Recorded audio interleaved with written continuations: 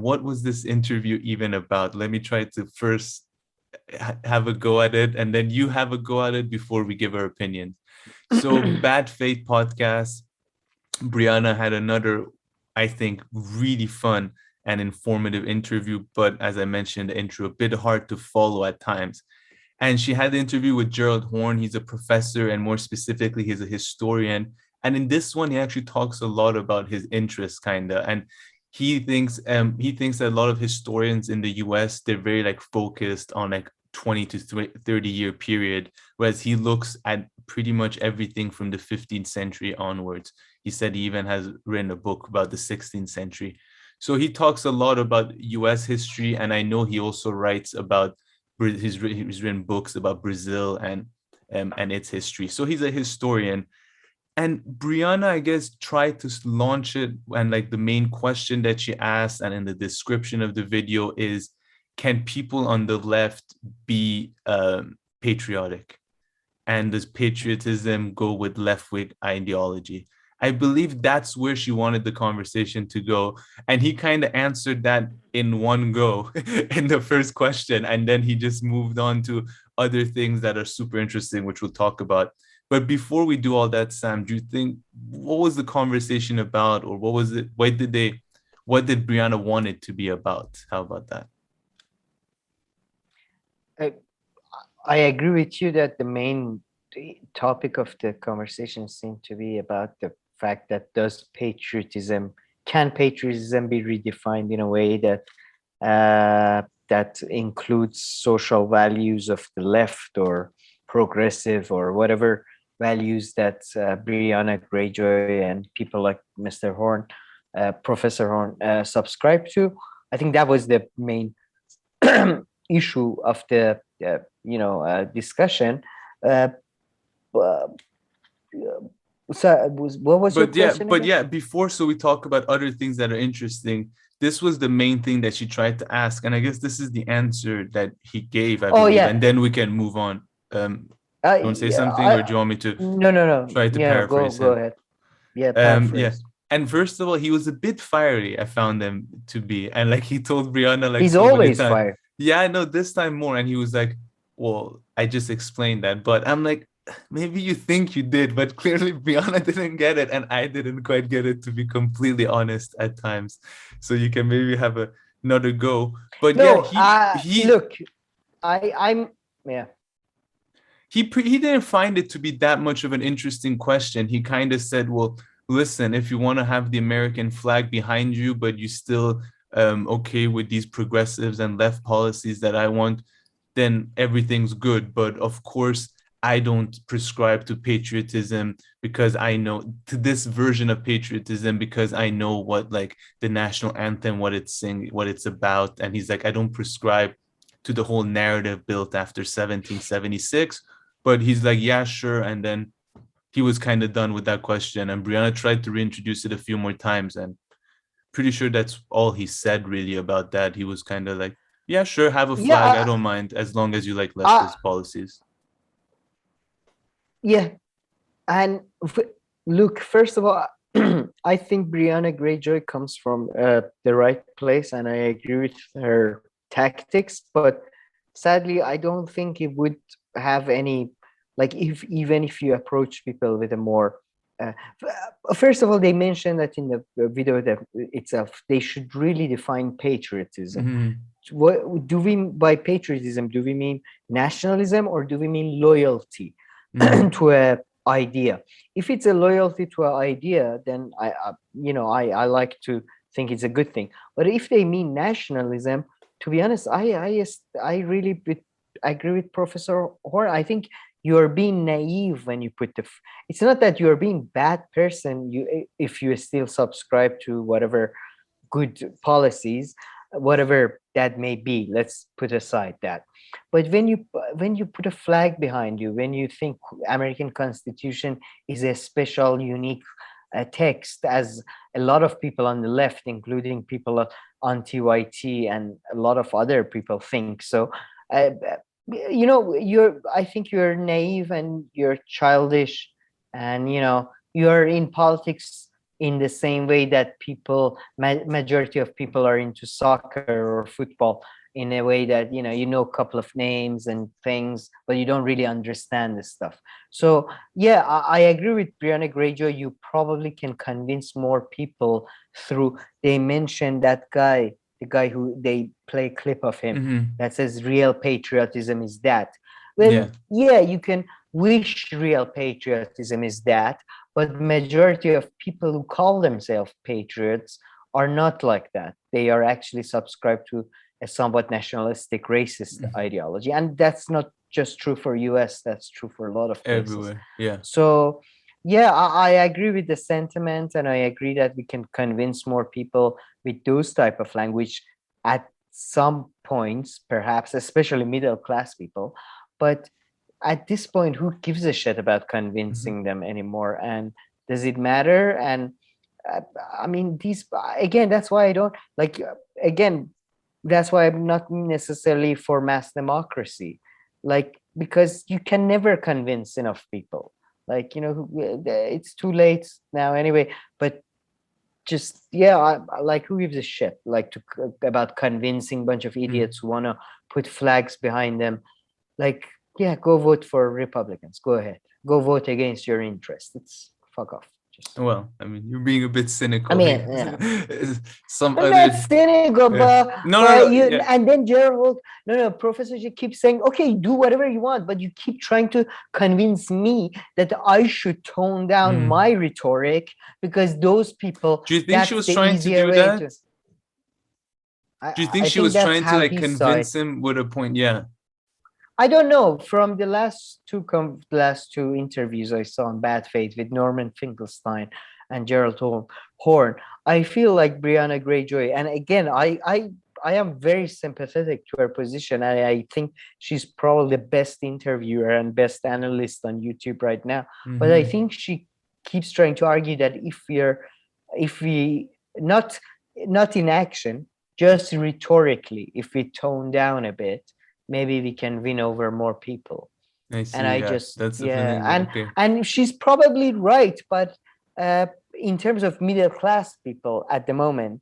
But I think at the moment we live in such radical times, and to be honest, I think we are living the end of history. So what do you mean by that? I mean, after like Francis Fukuyama shit, like everything is like we're living in a whole globalized capitalist system, and it's all internal contradiction. It's just, there is no dialectic anymore. I mean, it's all bullshit philosophical stuff. But again, I'm very, very sympathetic to Briahna Greyjoy. Fantastic interview, fantastic questions. You feel like you learn shit. You feel like you are getting to know a perspective that is valuable. But yeah.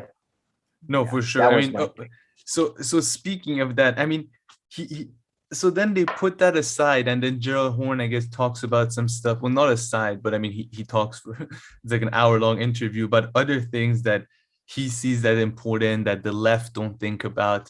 And I mean, one part in the middle, he starts talking about internationalism. He talks about. He talks about the agency of the people who vote, which a lot of leftists don't.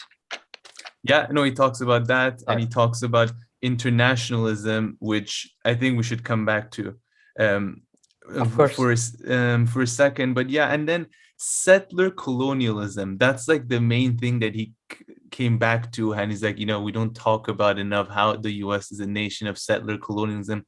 And I feel like I was thinking of the critical race theory arguments and all that. Do you think Gerald Horne would agree with what Adolph Reed says? Because it seemed like for him, for Gerald Horne, I think the main thing he was saying is that there's like a coalition that all kind of European background Americans all kind of have a form of coalition, and that's why some classes within that, they don't mind voting against their own interests because they try to, because they fall within this category. And yes, what did you make of all that? Do you think you would like agree I have or am I mixing conversations, maybe like discussions? I think we are, of course, in Yeah. a little bit, but I haven't read enough.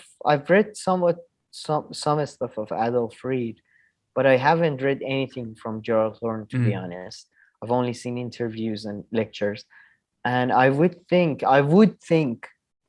his focus uh, on history and on Slavery, race. Jim Crow, like Wait, yeah, in the US. history and race would be more, well, while Adolf Reed is Mm. probably more focused on economics and Mm. class, I would think.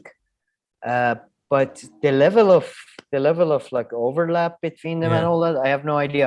But I do think his arguments about settler colonial, like I do think, yeah, like I love to. I'm definitely gonna read his stuff on that, Yeah. because yeah, I think that mindset is a special mindset. But okay, and then I think the most interesting thing for me that he really brought up, and I guess we talk about since forced to vote and all this, a lot about, what's good strategies and all this, what activists should do.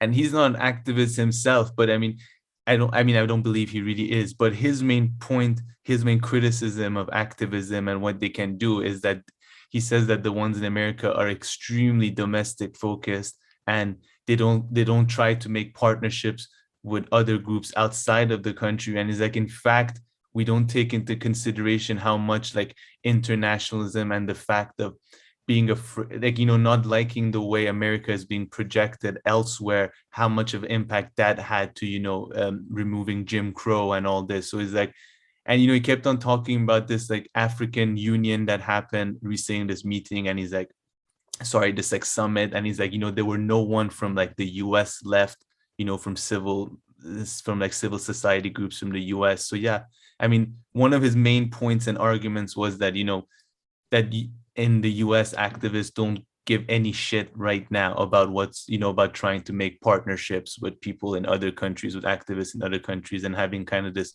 international perspective. And yet, to finish on this, I think he talks about how this, until the Jim Crow, it was like this, but then kind of deal was made to, put aside having this international look and, just focusing domestically and building coalitions domestically. I don't know if I butchered that argument a bit, or yeah, now what do you think about it? No, I think he correct. For example, there is, again, in my view, uh, people might hate this. In my view, there is a romanticization of Dr. King, and all these Civil War, 1960s, all these internal struggles. While in my view, and uh, some other people's view, and my view is a least of importance to anybody, uh, including myself, is that international pressures may have had a more important role in the end of, for example, Jim Crow and apartheid later on and all that. Well, Or apartheid, at that's least they that's admitted. Apartheid is admitted, but in the US apartheid is context, it's definitely, not talked about as much. That is true. His point was made very sense. Made a lot of yeah, sense, in right? the Yeah. uh, yeah, and it's, yeah, yeah, that's I mean, I again, that's what pisses me off, because like Briahna Joy Gray, I believe she was a former lawyer, kind of like Glenn Greenwald, and I like, these are the two people I find the most uh, entertaining to watch, to be honest, because they make cases like lawyers, and I am so Mm. sympathetic to them.